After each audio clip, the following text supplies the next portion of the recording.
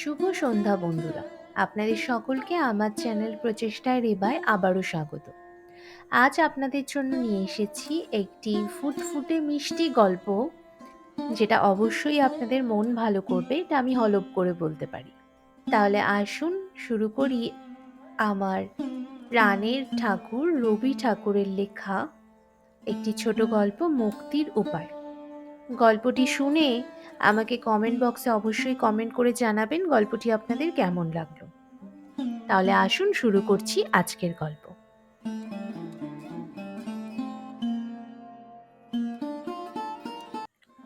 ফকিরচাঁদ বাল্যকাল হইতেই গম্ভীর প্রকৃতি। বৃদ্ধ সমাজে তাহাকে কখনোই বেমানান দেখাইত না। ঠান্ডা জল, হিম এবং হাস্য পরিহাস তাহার একেবারে সহ্য হইত না। একে গম্ভীর, তাহাতে বৎসরের মধ্যে অধিকাংশ সময়ই মুখমণ্ডলের চারিদিকে কালো পশমের গলাবন্ধ চড়াইয়া থাকাতে তাহাকে ভয়ঙ্কর উঁচু দরের লোক বলিয়া বোধ হইত। ইহার উপরে অতি অল্প বয়সেই তাহার ওষ্ঠাধর এবং গণ্ডস্থল প্রচুর গোঁফ দাড়িতে আচ্ছন্ন হওয়াতে সমস্ত মুখের মধ্যে হাস্য বিকাশের স্থান আর তিলমাত্র অবশিষ্ট রহিল না।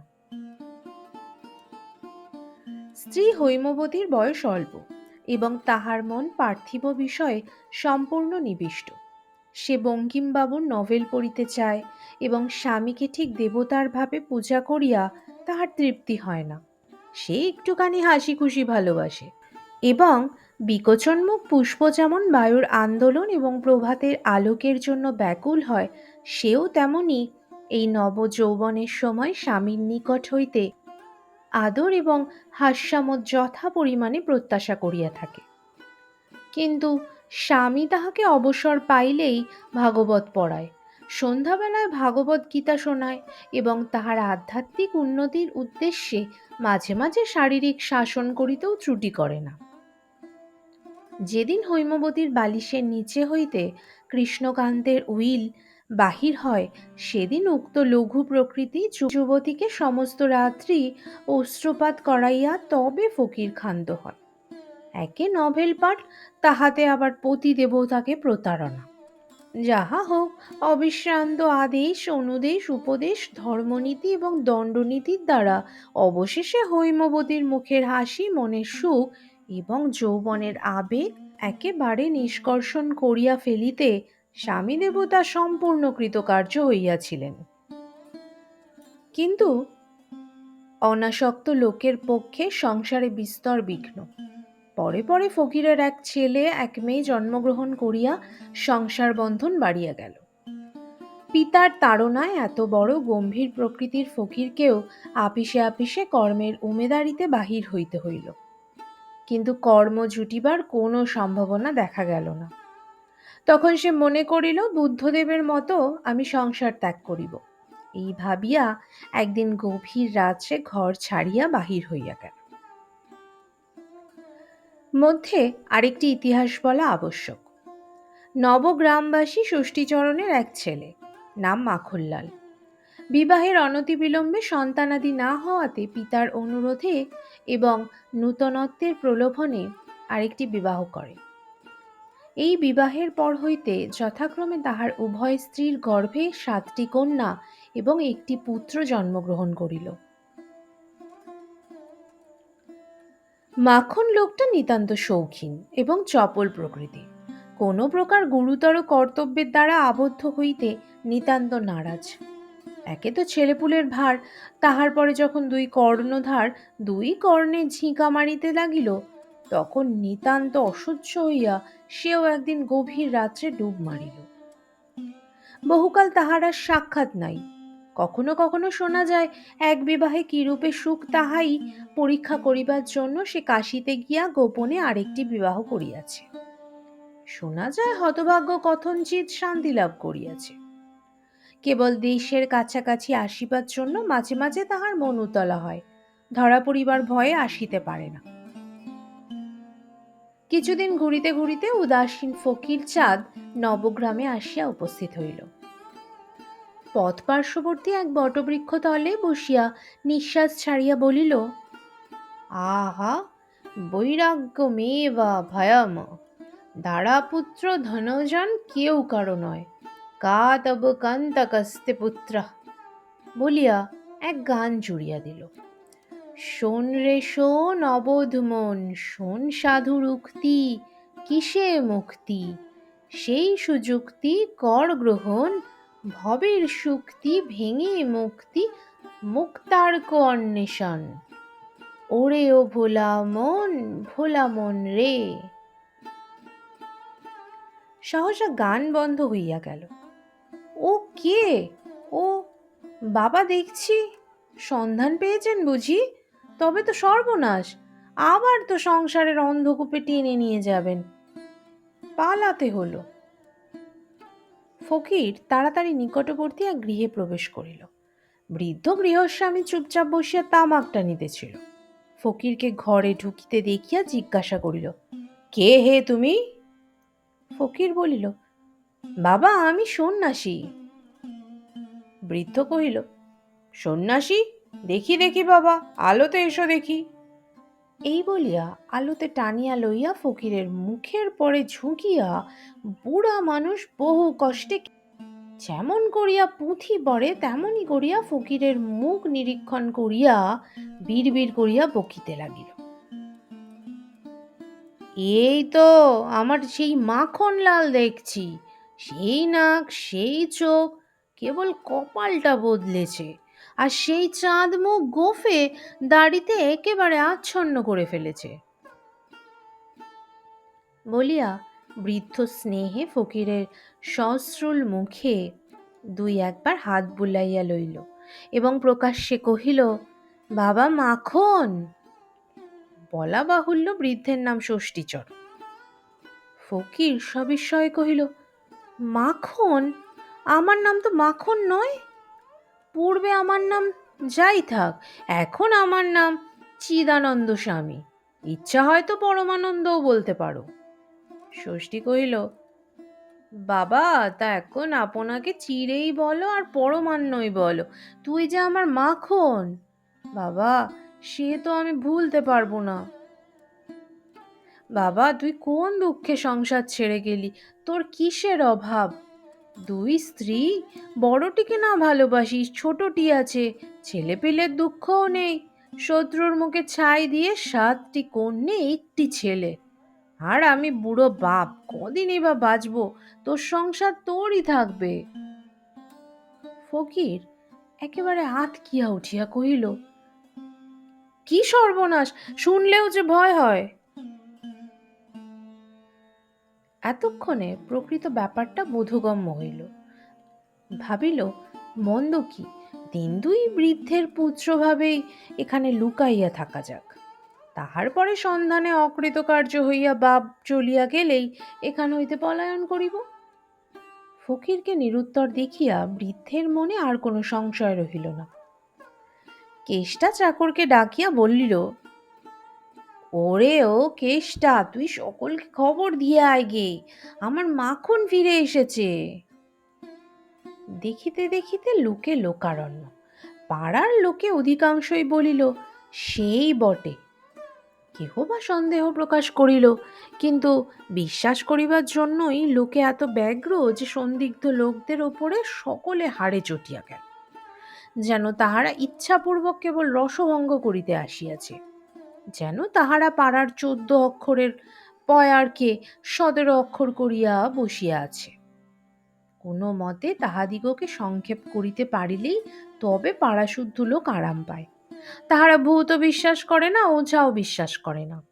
আশ্চর্য গল্প শুনিয়া যখন সকলের তাক লাগিয়া গিয়াছে, তখন তাহারা প্রশ্ন উত্থাপন করে। এক প্রকার নাস্তিক বলিলেই হয়। কিন্তু ভূত অবিশ্বাস করিলে ততটা ক্ষতি নাই, তাই বলিয়া বুড়া বাপের হারা ছেলেকে অবিশ্বাস করা যে নিতান্ত হৃদয়হীনতার কাজ।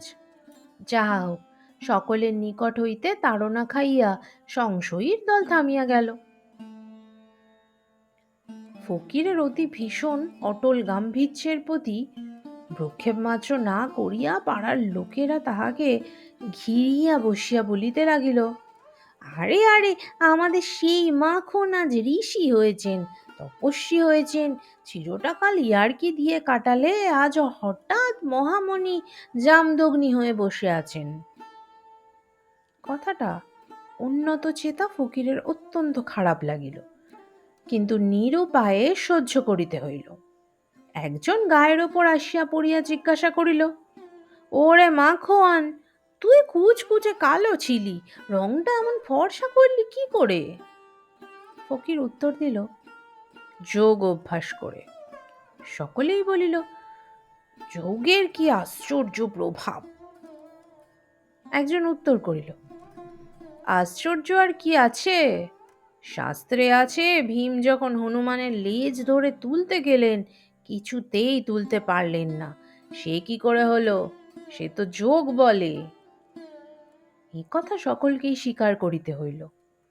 হেনকালে ষষ্ঠীচরণ আসিয়া ফকিরকে বলিল, বাবা, একবার বাড়ির ভিতরে যেতে হচ্ছে। এই সম্ভাবনাটা ফকিরের মাথায় উদয় হয় নাই। হঠাৎ বজ্রাঘাতের মতো মস্তিষ্কে প্রবেশ করিল। অনেকক্ষণ চুপ করিয়া পাড়ার লোকের বিস্তর অন্যায় পরিহাস পরিপাক করিয়া অবশেষে বলিল, বাবা, আমি সন্ন্যাসী হয়েছি, আমি অন্তঃপুরে ঢুকতে পারবো না। ষষ্ঠীচরণ পাড়ার লোকদের সম্বোধন করিয়া বলিল, তাহলে আপনারা একবার গা তুলতে হচ্ছে। বৌমাদের এইখানেই নিয়ে আসি, তারা বড় ব্যাকুল হয়ে আছেন। সকলে উঠিয়া গেল। ফকির ভাবিল, এই বেলা এখান হইতে এক দৌড় মারি। কিন্তু রাস্তায় বাহির হইলেই পাড়ার লোক কুকুরের মতো তাহার পশ্চাতে ছুটিবে। ইহাই কল্পনা করিয়া তাহাকে নিস্তব্ধভাবে বসিয়া থাকিতে হইল। যেমনই মাখনলালের দুই স্ত্রী প্রবেশ করিল, ফকির অমনি নত শিরে তাহাদিগকে প্রণাম করিয়া কহিল, মা, আমি তোমাদের সন্তান। অমনি ফকিরের নাকের সম্মুখে একটা বালা পড়া হাত খড়গের মতো খেলিয়া গেল এবং একটি কাংস বিনিন্দিত কণ্ঠে বাজিয়া উঠিল, ওরে ও পোড়া কপালে মিন, সে তুই মা বললি কাকে? অমনি আরেকটি কণ্ঠ আরো দুই সুর উচ্চে পাড়া কাঁপাইয়া ঝংকার দিয়া উঠিল, চোখের মাথা খেয়ে বসেছিস, তোর মরণ হয় না? নিজের স্ত্রীর নিকট হইতে এরূপ চলিত বাংলা শোনা অভ্যাস ছিল না। সুতরাং একান্ত কাতর হইয়া ফকির জোর হস্তে কহিল, আপনারা ভুল বুঝেছেন, আমি এই আলোতে দাঁড়াচ্ছি, আমাকে একটু ঠাউরে দেখুন। প্রথমা ও দ্বিতীয়া পরে পরে কহিল, ঢের দেখেছি, দেখে দেখে চোখ ক্ষয়ে গেছে। তুমি কচি খোকা নাও, আজ নতুন জন্মাওনি। তোমার দুধের দাঁত অনেক দিন ভেঙেছে। তোমার কি বয়সের গাছ পাথর আছে? তোমায় জম ভুলেছে বলে কি আমরা ভুলবো? এরূপ একতরফা দাম্পত্য আলাপ কতক্ষণ চলিত বলা যায় না, কারণ ফকির একেবারে বাকশক্তি রহিত হইয়া নত শিরে দাঁড়াইয়াছিল। এমন সময় অত্যন্ত কোলাহল শুনিয়া এবং পথে লোক জমিতে দেখিয়া ষষ্ঠীচরণ প্রবেশ করিল। বলিল, এতদিন আমার ঘর নিস্তব্ধ ছিল, একেবারে টু শব্দ ছিল না, আজ মনে হচ্ছে বটে আমার মাখন ফিরে এসেছে। ফকির করজোড়ে কহিল, মশাই, আপনার পুত্রবধূদের হাত থেকে আমাকে রক্ষা করুন। ষষ্ঠী বলিল, বাবা, অনেক দিন পরে এসেছো, তাই প্রথমটা একটু অসহ্য বোধ হচ্ছে। তা মা, তোমরা এখন যাও, বাবা মাখন তো এখন এখানেই রইলেন, ওকে আর কিছুতেই যেতে দিচ্ছি নে। ললনাদয় বিদায় হইলে ফকির ষষ্ঠীচরণকে বলিল, মশাই, আপনার পুত্র কেন যে সংসার ত্যাগ করে গেছেন তা আমি সম্পূর্ণ অনুভব করতে পারছি। মশাই, আমার প্রণাম জানবেন, আমি চললেম। বৃদ্ধ এমনই উচ্চস্বরে ক্রন্দন উত্থাপন করিল যে পাড়ার লোক মনে করিল মাখন তাহার বাপকে মারিয়াছে। তাহারা হা হা করিয়া ছুটিয়া আসিল। সকলে আসিয়া ফকিরকে জানাইয়া দিল, এমন ভণ্ড তপস্বীগিরি এখানে খাটিবে না, ভালো মানুষের ছেলের মতো কাল কাটাইতে হইবে। একজন বলিল, ইনি তো পরমহংস নন, পরম বক। গাম্ভীর্য, গোঁফদাড়ি এবং গলা বন্ধের জোরে ফকিরকে এমন সকল কুৎসিত কথা কখনো শুনিতে হয় নাই। যাহা হোক, লোকটা পাছে আবার পালায়। পাড়ার লোকেরা অত্যন্ত সতর্ক রহিল। স্বয়ং জমিদার ষষ্ঠীচরণের পক্ষ অবলম্বন করিলেন। ফকির দেখিল এমনই কড়া পাহারা যে মৃত্যু না হইলে ইহারা ঘরের বাহির করিবে না। একাকী ঘরে বসিয়া গান গাহিতে লাগিল। শোনো সাধুর উক্তি, কিসে মুক্তি, সেই সুযুক্তি কর গ্রহণ। বলা বাহুল্য, গানটার আধ্যাত্মিক অর্থ অনেকটা ক্ষীণ হইয়া আসিয়াছে। এমন করিয়াও কোনো মতে দিন কাটিত। কিন্তু মাখনের আগমন সংবাদ পাইয়া দুই স্ত্রীর সম্পর্কের এক ঝাঁক শ্যালা ও শালি আসিয়া উপস্থিত হইল। তাহারা আসিয়াই প্রথমত ফকিরের গোঁফদাড়ি ধরিয়া টানিতে লাগিল। তাহারা বলিল, এ তো সত্যকার গোঁফদাড়ি নয়, ছদ্মবেশ করিবার জন্য আঠা দিয়া জুড়িয়া আসিয়াছে। নাসিকার নিম্নবর্তী গুম্ফ ধরিয়া টানাটানি করিলে ফকিরের ন্যায় অত্যন্ত মহৎ লোকেরও মাহাত্ম্য রক্ষা করা দুষ্কর হইয়া ওঠে। ইহা ছাড়া কানের ওপর উপদ্রব ছিল। প্রথমত মলিয়া, দ্বিতীয়ত এমন সকল ভাষা প্রয়োগ করিয়া যাহাতে কান না মলিলেও কান লাল হইয়া ওঠে। ইহার পর ফকিরকে তাহারা এমন সকল গান ফরমাস করিতে লাগিল, আধুনিক বড় বড় নূতন পণ্ডিতেরা যাহার কোনরূপ আধ্যাত্মিক ব্যাখ্যা করিতে হার মানেন। আবার নিদ্রাকালে তাহারা ফকিরের স্বল্পাবশিষ্ট গণ্ডস্থলে চুন কালি মাখাইয়া দিল। আহারকালে কেশরের পরিবর্তে কচু, ডাবের জলের পরিবর্তে হুকার জল, দুধের পরিবর্তে পিঠালি গোলার আয়োজন করিল। পীড়ার নিচে সুপারি রাখিয়া তাহাকে আছাড় খাওয়াইল, লেজ বানাইল এবং সহস্র প্রচলিত উপায়ে ফকিরের অভ্রভেদী গাম্ভীর্য ভূমিসাৎ করিয়া দিল। ফকির রাগিয়া ফুলিয়া ফাঁপিয়া ঝাঁকিয়া হাঁকিয়া কিছুতেই উপদ্রবকারীদের মনে ভীতির সঞ্চার করিতে পারিল না, কেবল সর্বসাধারণের নিকট অধিকতর হাস্যাস্পদ হইতে লাগিল। ইহার ওপরে আবার অন্তরাল হইতে একটি মিষ্ট কণ্ঠের উচ্চহাস্য মাঝে মাঝে কর্ণগোচর হইত। সেটা যেন পরিচিত বলিয়া ঠেকিত এবং মন দ্বিগুণ অধৈর্য হইয়া উঠিত। পরিচিত কণ্ঠ পাঠকের অপরিচিত নহে, এইটুকু বলিলেই যথেষ্ট হইবে যে ষষ্ঠীচরণ কোনো এক সম্পর্কে হৈমবতীর মামা। বিবাহের পর শাশুড়ির দ্বারা নিতান্ত নিপীড়িত হইয়া পিতৃমাতৃহীনা হৈমবতী মাঝে মাঝে কোনো না কোনো কুটুম্ব বাড়িতে আশ্রয় গ্রহণ করিত।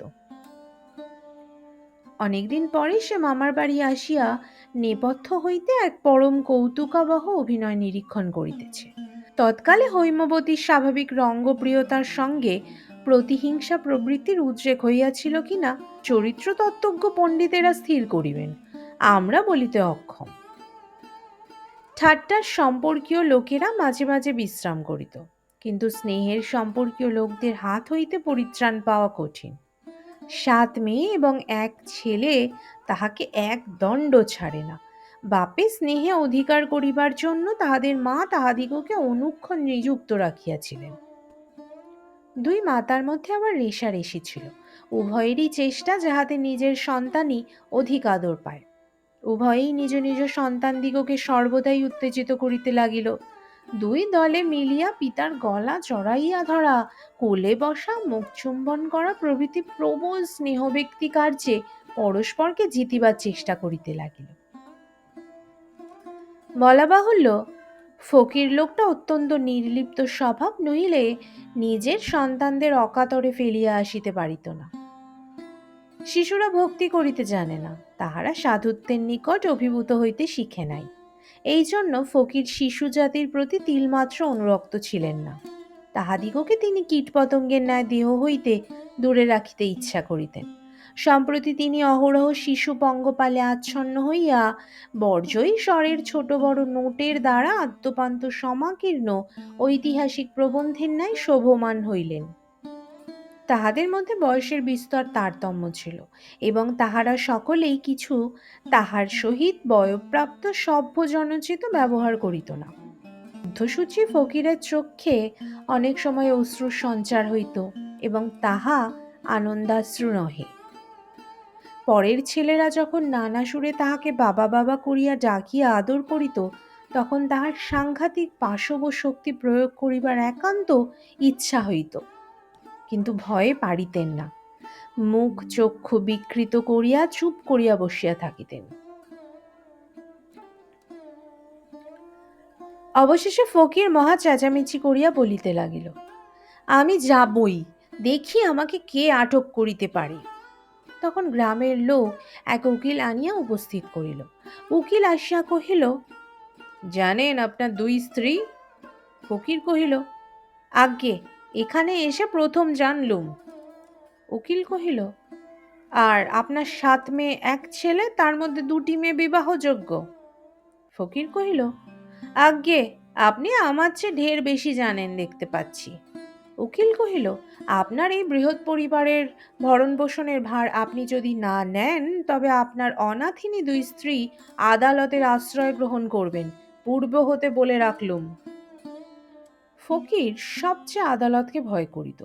তাহার জানা ছিল, উকিলেরা জেরা করিবার সময় মহাপুরুষদিগের মান মর্যাদা গাম্ভীর্যকে খাতির করে না, প্রকাশ্যে অপমান করে এবং খবরের কাগজে তাহার রিপোর্ট বাহির হয়। ফকির অশ্রুসিক্ত লোচনে উকিলকে বিস্তারিত আত্মপরিচয় দিতে চেষ্টা করিল। উকিল তাহার চাতুরীর, তাহার উপস্থিত বুদ্ধির, তাহার মিথ্যা গল্প রচনার অসাধারণ মতার ভুয়ো ভুয়ো প্রশংসা করিতে লাগিল। শুনিয়া ফকিরের আপন হস্তপদ দংশন করিতে ইচ্ছা করিতে লাগিল। ষষ্ঠীচরণ ফকিরকে পুনশ্চ পলায়নোদ্যত দেখিয়া শোকে অধীর হইয়া পড়িল। পাড়ার লোকে তাহাকে চারিদিকে ঘিরিয়া অজস্র গালি দিল এবং উকিল তাহাকে এমন শাসাইল যে তাহার মুখে আর কথা রহিল না। ইহার উপর যখন 8 জন বালক বালিকা গাঢ় স্নেহে তাহাকে চারিদিকে আলিঙ্গন করিয়া ধরিয়া তাহার শ্বাসরোধ করিবার উপক্রম করিল, তখন অন্তরাস্থিত হৈমবতী হাসিবে কি কাঁদিবে ভাবিয়া পাইল না।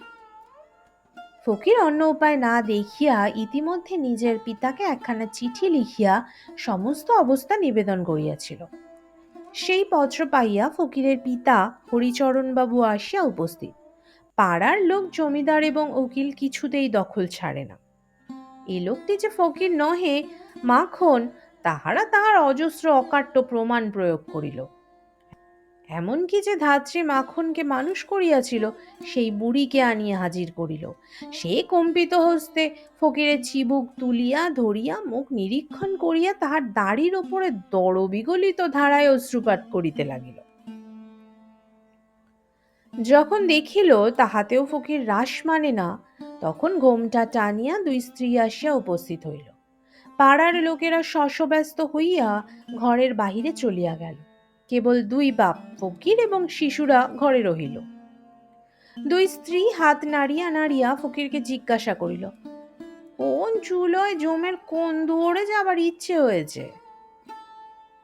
ফকির তাহা নির্দিষ্ট করিয়া বলিতে পারিল না, সুতরাং নিরুত্তর হইয়া রহিল। কিন্তু ভাবে যে রূপে প্রকাশ পাইল, তাহাতে জমের কোনো বিশেষ দ্বারের প্রতি তাহার যে বিশেষ পক্ষপাত আছে এরূপ বোধ হইল না। আপাতত যে কোনো একটা দ্বার পাইলেই সে বাঁচে, কেবল একবার বাহির হইতে পারিলেই হয়। তখন আরেকটি রমণী মূর্তি গৃহে প্রবেশ করিয়া ফকিরকে প্রণাম করিল। ফকির প্রথমে অবাক, তাহার পরে আনন্দে উৎফুল্ল হইয়া উঠিয়া বলিল, এই যে হৈমবতী! নিজের অথবা পরের স্ত্রীকে দেখিয়া এত প্রেম তাহার চক্ষে ইতিপূর্বে কখনো প্রকাশ পায় নাই। মনে হইল মূর্তিমতী মুক্তি স্বয়ং আসিয়া উপস্থিত। আরেকটি লোক মুখের ওপর শালমড়ি দিয়া অন্তরাল হইতে দেখিতেছিল। তাহার নাম মাখনলাল।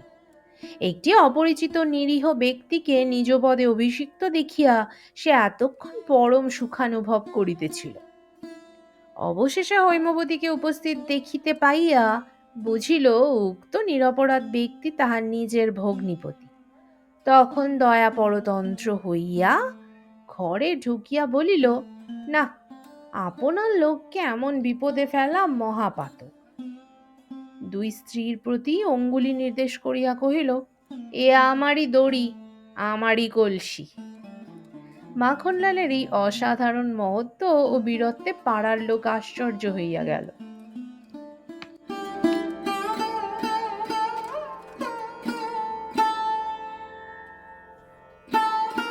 বন্ধুরা, শেষ হলো আমার আজকের নিবেদন, কবিগুরুর লেখা মুক্তির উপায়। আমার উপস্থাপনা যদি আপনাদের ভালো লেগে থাকে তাহলে অবশ্যই একটি লাইক, কমেন্ট, শেয়ার এবং সাবস্ক্রাইব করে দেবেন। আর আমার সাথে থাকার জন্য আপনাদের সকলকে অনেক ধন্যবাদ। সবাই ভালো থাকবেন, সুস্থ থাকবেন। দেখা হবে পরবর্তী একটি নতুন গল্পে।